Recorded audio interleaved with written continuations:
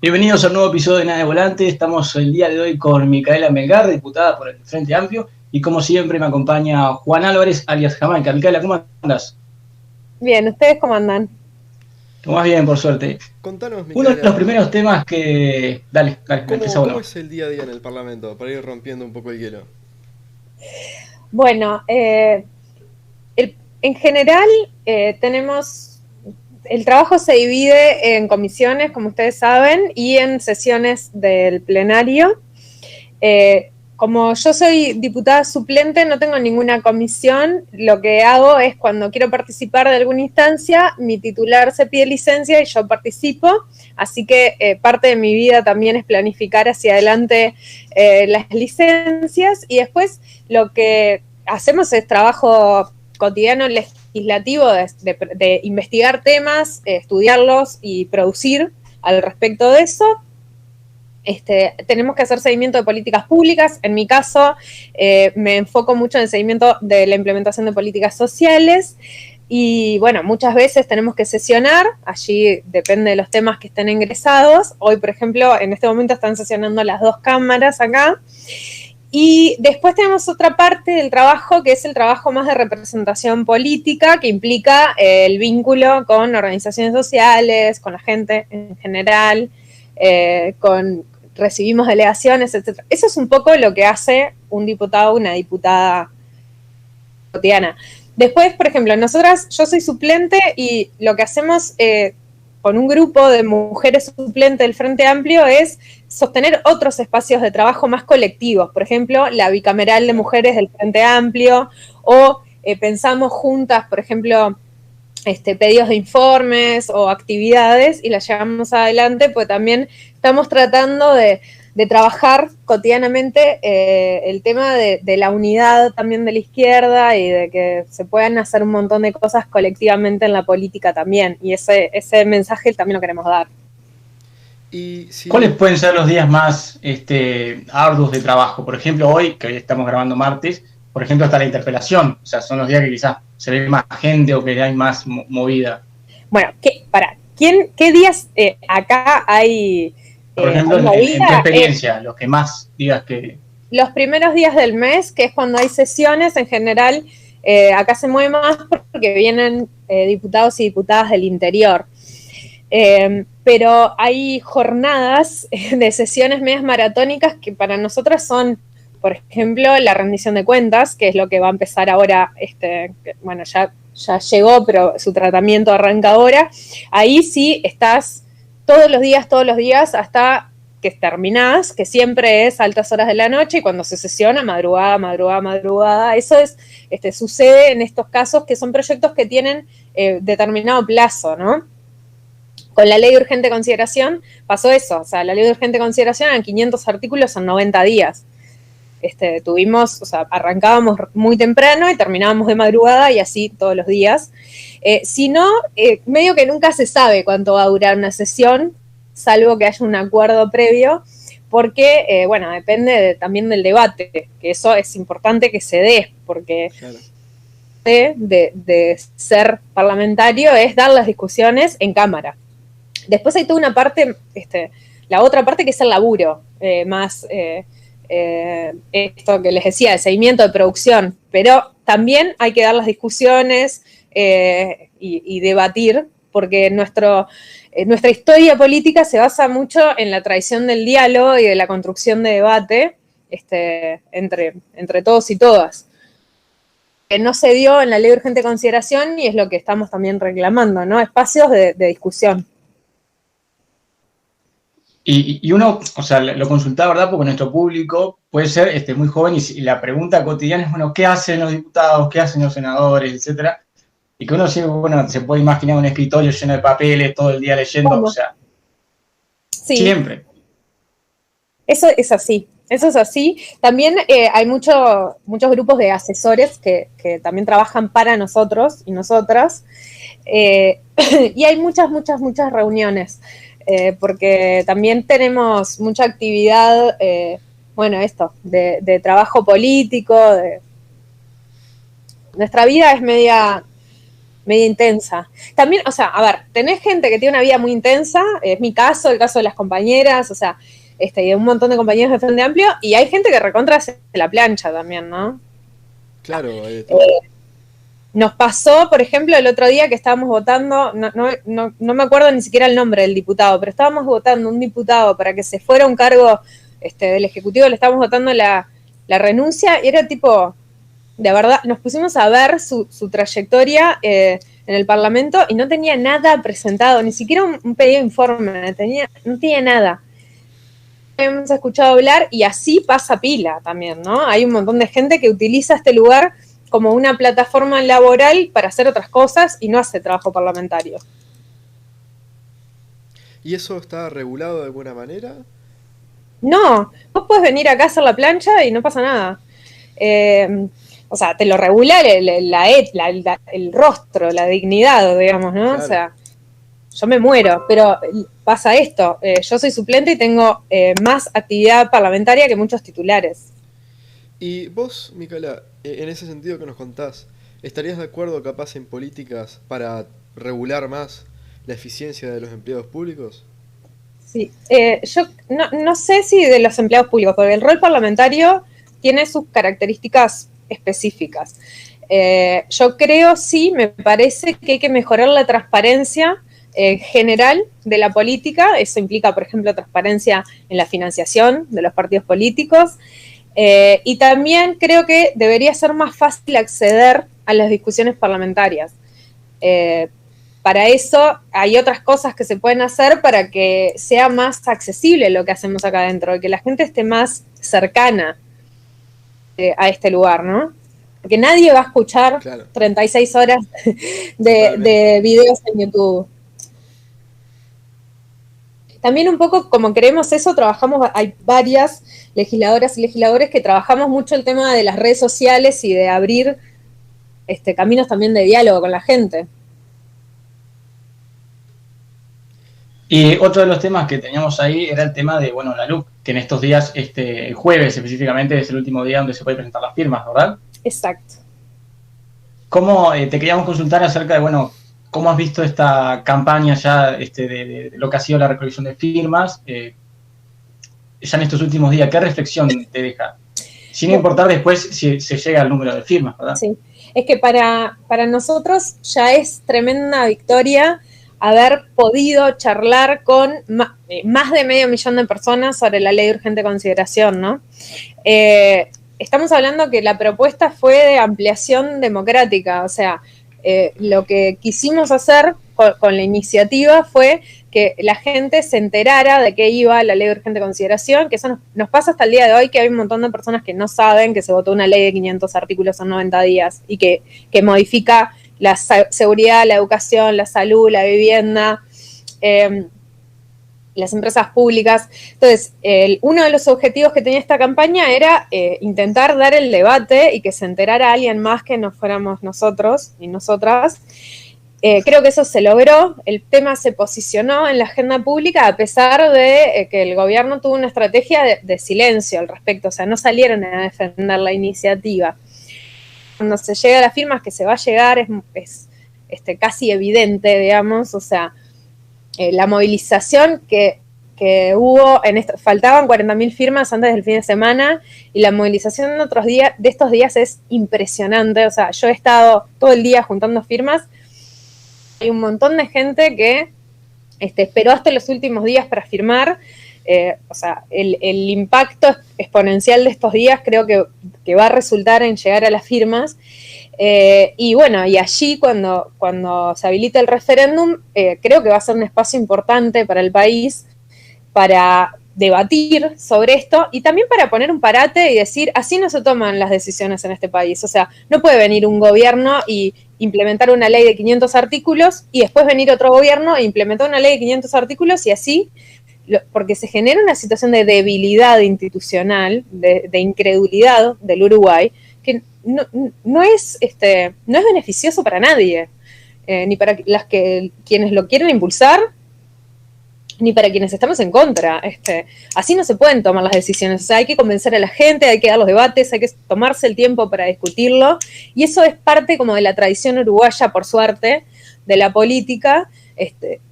Aparte de que también hay un montón de experiencias exitosas de democracia directa. Pero aparte de eso, también es un mensaje de así las cosas no se pueden hacer porque no se beneficia a nadie de esto, ¿no? Y si le tuvieras que contar al público, ¿cuáles serían algunos de los puntos más impactantes de la LUC? Bueno, el campo popular, o sea, las organizaciones sociales, sindicales, la izquierda política seleccionó 135 artículos que refieren, creemos, a las cuestiones más regresivas. En términos, por ejemplo, de vivienda, la modificación del régimen de arrendamiento sin garantía que ya existe en Uruguay implica una modificación y lo que hace es la posibilidad de que el buen pagador sea desalojado en 30 días y el mal pagador en muchísimo menos. Y esto, en la vida de un montón de personas que alquilan sin garantía o pueden alquilar sin garantía. Y mejora, en realidad, la situación de quien arrienda.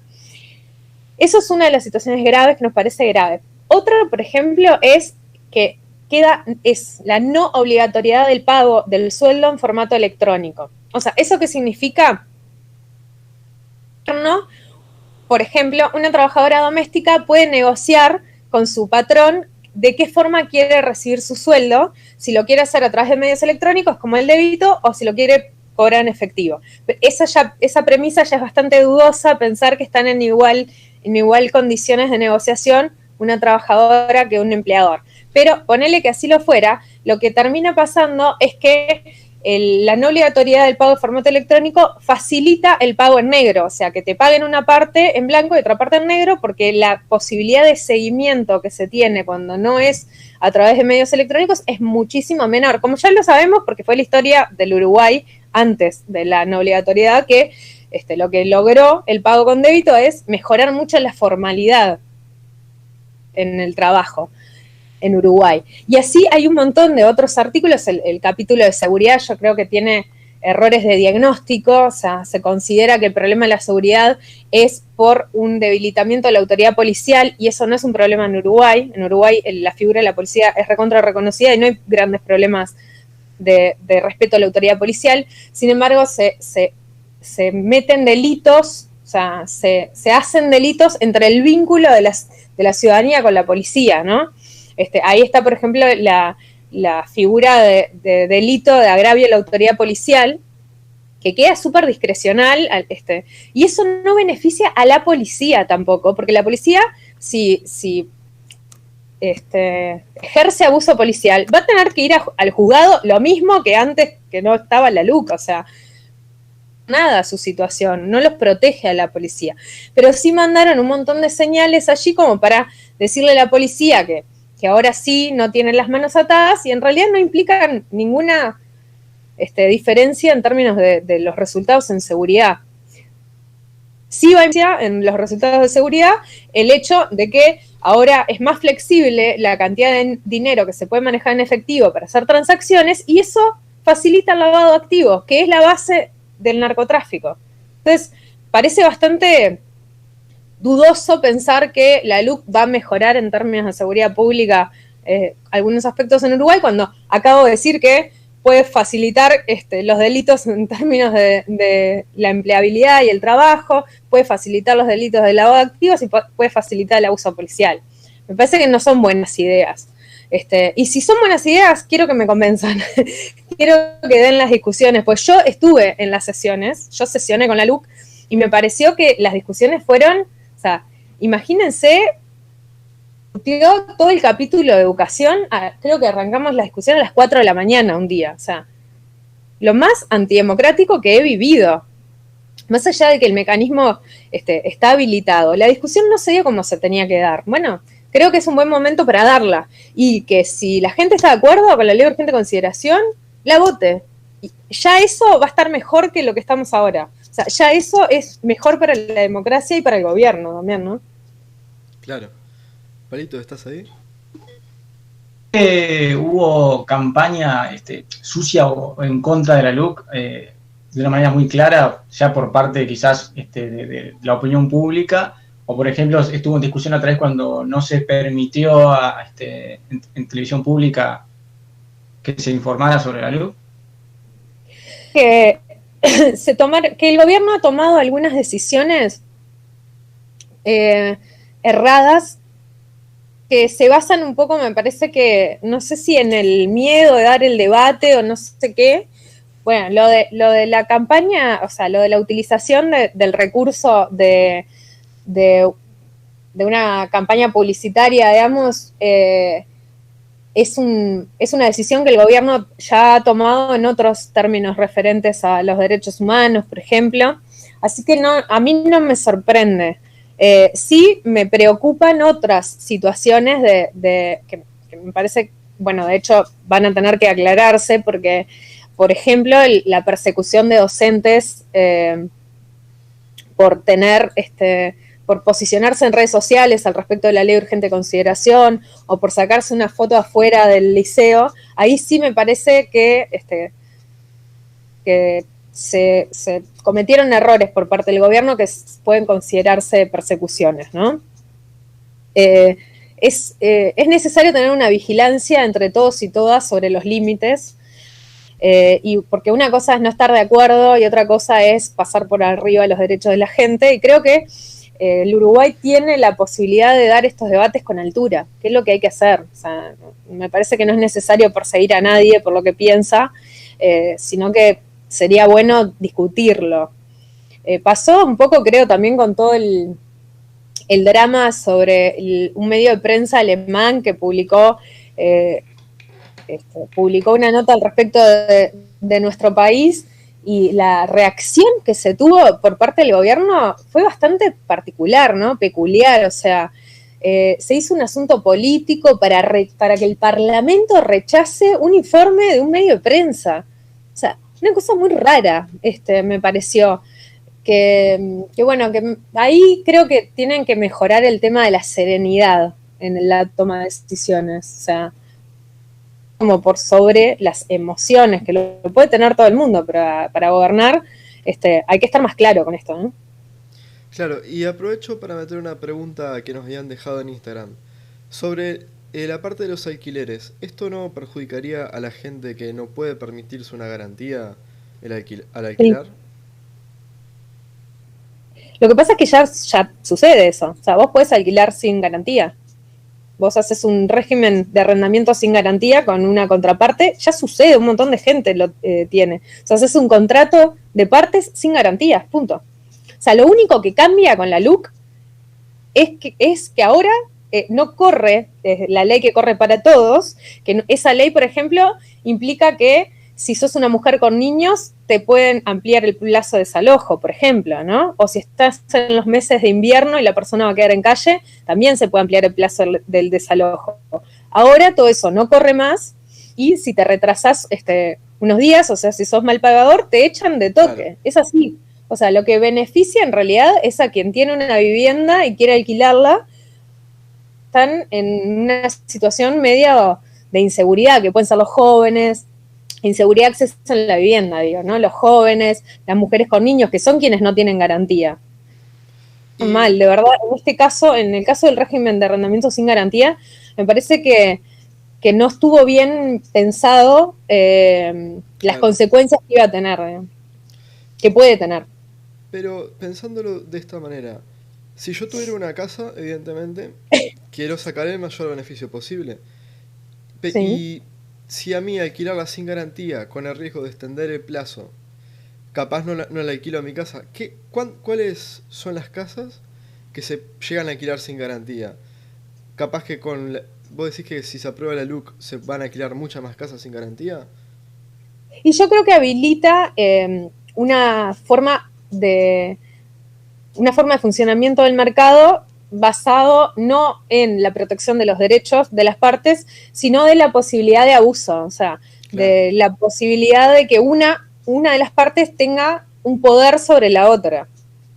¿Entendés? Entonces, ahí a mí me parece que hay un montón de situaciones donde los arrendadores pueden sacar provecho de esto. Por ejemplo, pienso en todas las personas migrantes en este país que no tienen garantías y que si ahora la LUC modifica este régimen, van a estar en peor situación para defenderse, ¿no? Yo, sobre el arrendamiento sin garantías, me preocupa particularmente la situación de mujeres con niños, que es la que más alquila sin garantía en este país. Que se puedan habilitar un desalojo en 30 días de una mujer con niños sin ninguna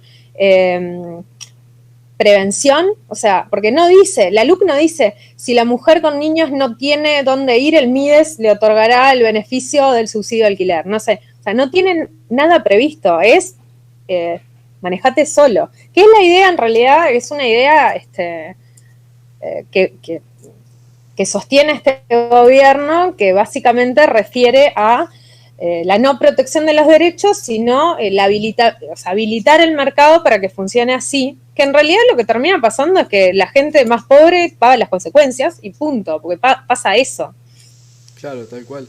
Y, Micaela, vos ya capaz un poco fuera del tema de la LUC, ¿vos crees que habría que aplicar controles a los dueños de las casas para determinar que, bueno, establecerles regímenes de alquiler?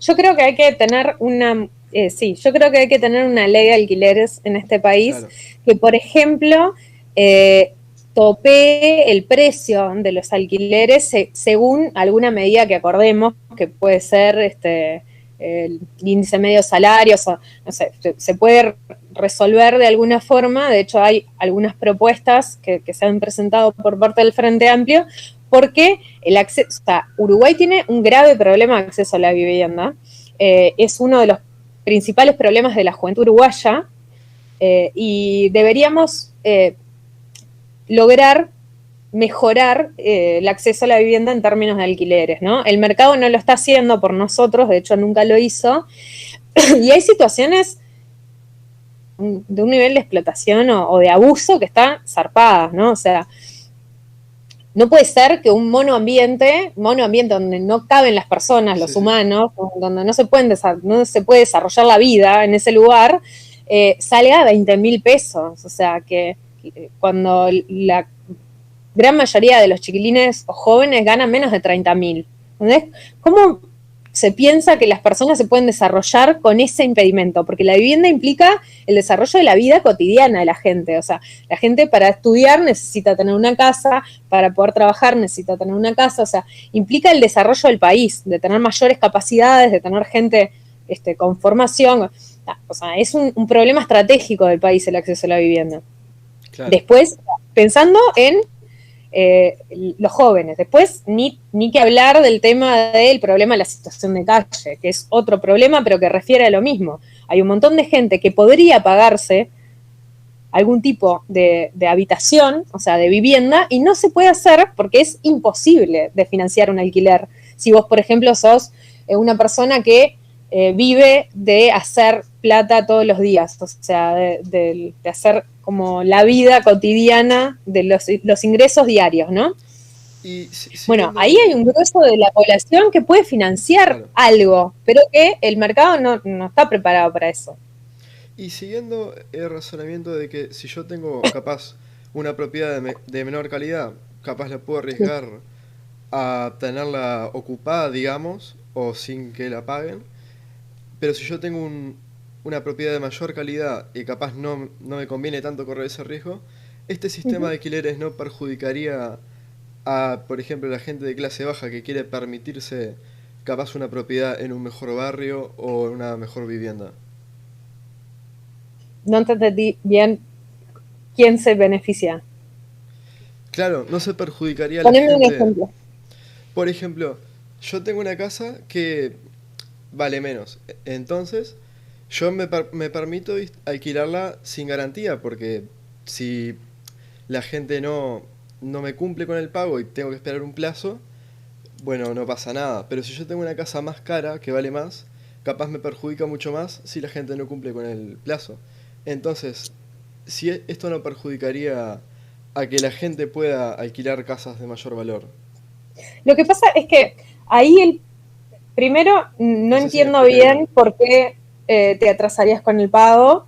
¿Y por qué atrasarse con el pago implica que te desalojen en 30 días? Eso no lo entiendo, sinceramente. Obvio, es la garantía más grande que se le puede dar a una persona que tiene una propiedad. Claro.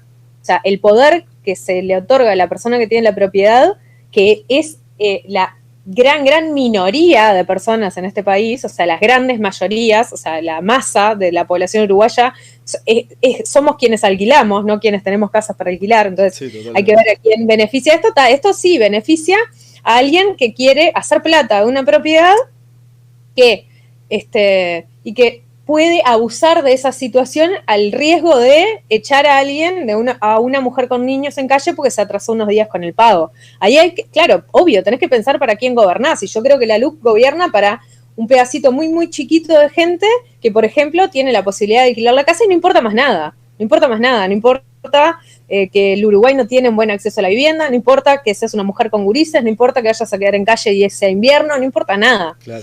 Entonces, obviamente, tenés que pensar a quién afecta esto y a quién beneficia. Esto beneficia a quienes tienen casas y quieren usarlas abusivamente, porque vuelvo a decir, se pueden hacer arrendamientos sin garantía con acuerdo de partes y ser parte del régimen actual y o sea, si necesitas desalojar la vivienda, cumplir los pasos para desalojarla y desalojarla. O sea, se puede hacer. Lo que pasa es que eso tiene garantías para ambas partes y tiene una protección superior del derecho a la vida. Claro. Es lo que la LUC no tiene en términos generales. La LUC no pone la vida por arriba de la propiedad. De hecho, al contrario. Claro. Y capaz, cambiando un poco de tema, ¿cómo calificarías el manejo del gobierno de la pandemia? Bueno, justo hoy estamos interpelando a dos ministros por el manejo de la pandemia. Está siendo interpelada la ministra de Economía y el ministro de Salud. El Uruguay tuvo un manejo muy malo de la pandemia. De hecho, casi por 100 días estuvimos en el ranking de los 10 peores países en términos de contagio. Y también estuvimos en el peor ranking, que es el de cantidad de fallecimientos por millón de habitantes, que también estuvimos algunos días siendo el peor país del mundo. Esto tiene implicancias en términos de los resultados, que es que hay una cantidad impactante de uruguayos y uruguayas fallecidos por el COVID, a diferencia de lo que sucedió en otros países. Bueno, ya decir que sos el peor del mundo implica que tomaste peores decisiones que todos los otros países, y lo mismo al respecto de la tasa de contagios. Lo que creo que sucedió es que el gobierno no escuchó a la ciencia. Tiene buenos resultados la vacunación porque la ciencia así lo había previsto, y es lo que pasa. Lo que pasa es que allá por febrero el GACH había planteado una serie de medidas que implicaban tomar acciones para que marzo, los días que empezó a complicarse en términos de fallecimiento, esto se pudiera frenar y no sucediera lo que terminó pasando, que en estos últimos meses se acumularon casi todas las muertes, ¿no? en proporción. Entonces ahí la ciencia nos decía, hagan algo porque esto está explotando y hay que tomar determinadas medidas, y lo que se resolvió en realidad en términos del Poder Ejecutivo fue cerrar el GACH, porque ya estaban molestando mucho con sus planteos, cerrar el GACH, no responder más, pues ya al final medio que les estaban tomando el pelo también y estaban teniendo dificultades para sostener eso, y callar a la ciencia, y bueno, los resultados son los que son. O sea, es intapable que Uruguay estuvo en los peores rankings al respecto de la vida de la gente, o sea, de los fallecimientos y los contagios. Entonces, entiendo que eso es bastante fácil de entender. Ha tomado otras decisiones al respecto de lo sanitario, al respecto de lo económico y lo social. En el medio de esta situación, el gobierno se enorgullece de generar ahorro. Les juro que me impresiona, o sea, como que me genera como una cuestión medio como que no lo puedo creer. ¿Cómo vos creés que es algo positivo generar ahorro cuando no se está accediendo al derecho a la alimentación en este país, ¿no? Donde la gente está haciendo cola en ollas populares. O sea, no puedo entender cómo puede ser positivo haber generado ahorro en ese sentido, en lo social, por ejemplo. Yo qué sé, generaste ahorro, o sea, generaste ACE hoy tiene 100.000 nuevos usuarios y el gobierno se saca cartel porque el presupuesto de ACE está congelado. Locura, me parece que bueno, que ojalá se pueda revertir, se pueda hacer un plan de contención, al menos de contención social. Por ejemplo, de los chiquilines, la vida de los gurises, por ejemplo, de la primera infancia, se está definiendo ahora, y deberían tomarse decisiones para que esos chiquilines, por ejemplo, no tengan situaciones de desnutrición, para que los embarazos estén cuidados. O sea, la situación de modificar las causas de maternidad, de muertes maternas en Uruguay, es gravísimo. O sea, es gravísimo. Las muertes maternas son absolutamente evitables porque, por definición, son evitables, porque se tienen que hacer cosas para que no se mueran las mujeres embarazadas. Claro. Y el Uruguay no pudo pensar en eso, no pudo priorizarlo, y se murieron más de 10 mujeres embarazadas. Es una situación, yo entiendo que tenemos algo social que se llama fatiga de la compasión, que es que llega un punto del horror que ya no sentís lo que está pasando, ¿no? Que le pasa mucho a los profesionales de la salud y ahora le está pasando a la sociedad, de que ya ves 20 muertos y decís, qué bueno, 20 muertos, o sea, estamos re bien. Y ahí como que hay que hacer el esfuerzo de pensar y de sentir lo que está pasando, porque o sea, tenemos que estar claros hacia adelante, porque me parece que antes no estuvimos muy claros sobre esto. Sí, tal cual. ¿Y cómo...? Justamente sobre esos aspectos que mencionabas, te iba a preguntar si tuviste la oportunidad de escuchar alguna de las respuestas, en este caso de Arbeleche y Salinas. No sé si tuviste la oportunidad de escucharlas, pero si te generan algo las respuestas que no, o sea, evidentemente, bajo la línea, bueno, siempre que ellos mismos lo dijeron, siempre se puede hacer más. Digo, si bueno, ¿fue algo suficiente o no? Yo no escuché la interpelación porque hoy estuve todo el día juntando firmas. De hecho, vine al Palacio a hacer entrevistas solamente, y me voy a quedar ahora de noche a trabajar en la rendición, así que no escuché la interpelación ni las respuestas. Yo entiendo que también hay una sobrevaloración del trabajo de los integrantes del gobierno. Todo bien, pero tienen que hacer eso. O sea, yo no entiendo por qué se parece que es positivo que hace un montón de meses que se están esforzando. Ahí creo que le erran un poco a lo que es laburar. Y en eso se hace mucho hincapié. De hecho, escuché 2 segundos a un senador del gobierno diciendo eso, bueno, pero acá el ministro, la ministra vino no sé cuántas veces, Arbeleche, a dar respuestas, y Salinas está rompiendo el pellejo, no sé qué. ¿A quién le importa? O sea, a mí no me importa porque básicamente el trabajo es eso y requiere dedicación y entrega. Está bien, no están muy acostumbrados a que eso suceda, ¿no? O sea, nos pasó que tenían un subsecretario del Ministerio de Desarrollo Social, o sea, el ministerio clave para la recuperación, que dijo, llegué con pocas ganas al Mides. Y se fue despedido porque no quería laburar. O sea, una locura. Ahí me parece que hay como vuelvo a decir, una sobrevaloración del rol que cumplen, que tienen que demostrar resultados. O sea, a Salinas no se le pueden haber muerto 10 embarazadas, a Salinas no se le pueden haber muerto 6.000 personas, no podemos haber sido por 100 días de los peores países del mundo. Estamos en el ranking de los 10 peores países en materia de manejo de la crisis sanitaria. Nunca tendríamos que haber sido el país con peor situación de fallecimientos por COVID, porque los otros países todos lograban mejores resultados que nosotros.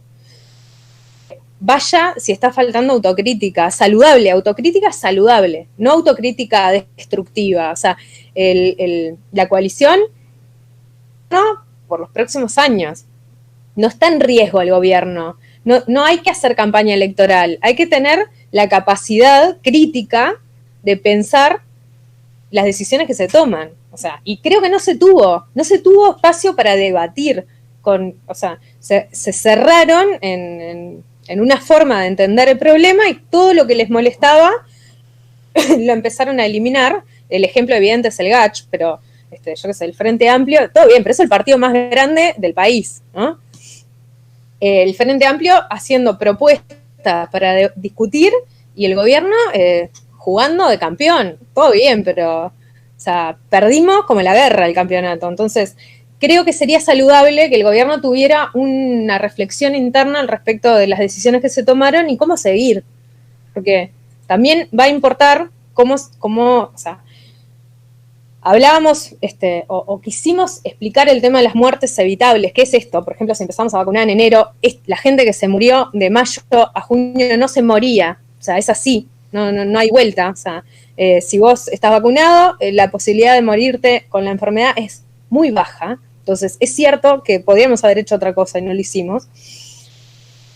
U otras medidas, pero bueno, ponerle la de la vacunación, que es de la que el gobierno se agarra.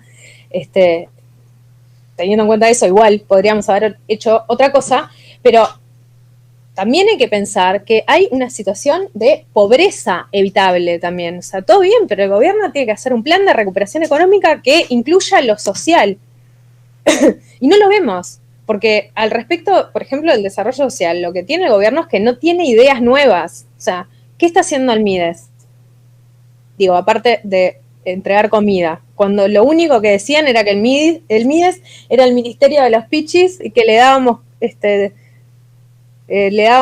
plata a los que no querían laburar, que eso implica ser asistencialista. ¿Y qué está haciendo ahora el Ministerio de Desarrollo Social? Entregando comida, es lo único que hacen, y abriendo cupos de calle.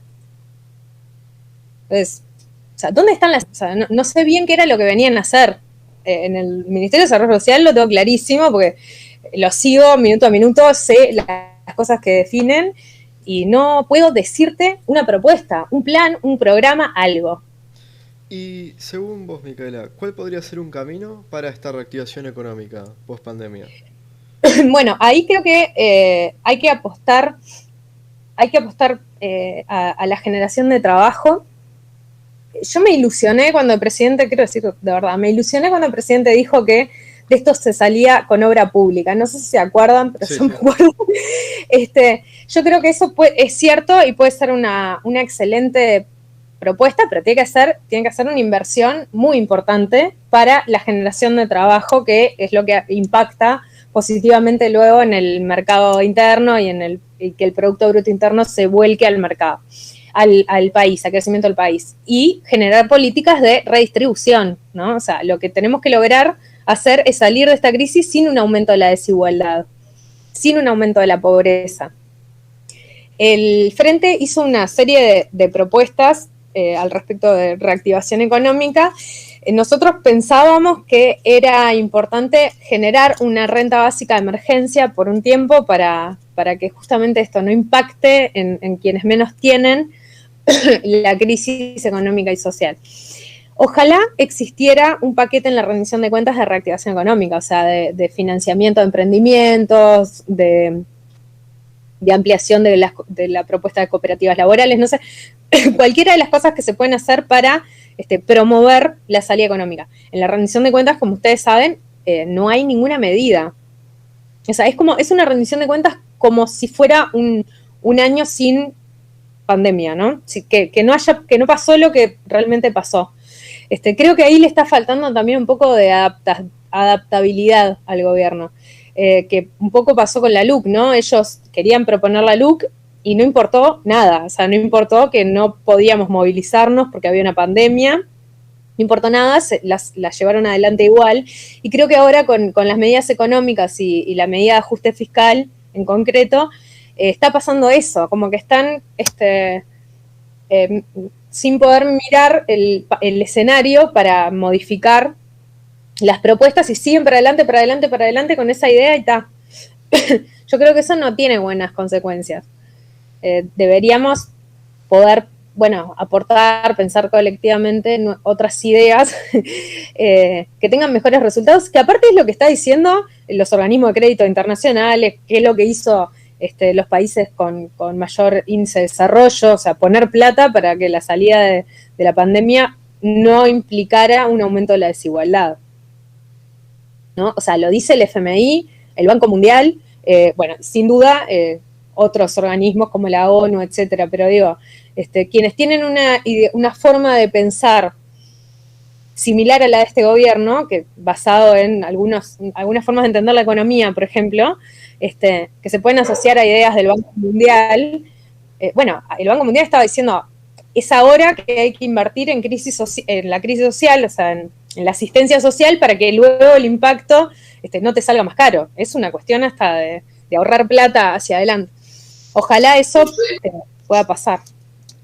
Quizás la última, por mi parte, Micaela, te quería consultar, en caso de que jueves no se llegue a ese número de firmas, ¿qué sucedería con el Frente Amplio? O sea, ¿cómo lo ves en esa cuestión de después? Para mí, quiero decir que yo estoy bastante convencida de que se llega, porque el escenario era súper imposible. O sea, cuando empezamos a juntar firmas era una hazaña absoluta, porque no sabías cómo te iba a recibir la gente, no sabías cómo te podías organizar, no había grandes eventos donde se recogen firmas, no se podía hacer nada. En ese escenario ya logramos llegar a más de 500.000 de personas. Entonces, me parece muy, muy posible que se lleguen a las firmas, porque lo que fue este fin de semana estuvo salado en términos de recolección. De todas formas, si no se llega, creo que ya fue bueno haber hablado de esto con más de 500.000 de personas, porque implica una mejora en el acceso a la información de la democracia, ¿no?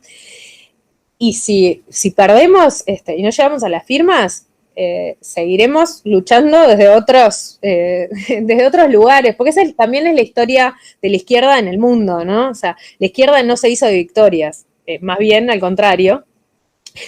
Más bien se ha hecho, la historia política de las izquierdas en el mundo se ha hecho de resistencias, así que me parece que ese rol lo vamos a poder jugar bien. Lujo. Bueno, Juan, no sé si tenés alguna pregunta más. Bueno, Micaela, muchas gracias por tu tiempo y nos vemos en la próxima. Buenísimo, muchas gracias por la invitación.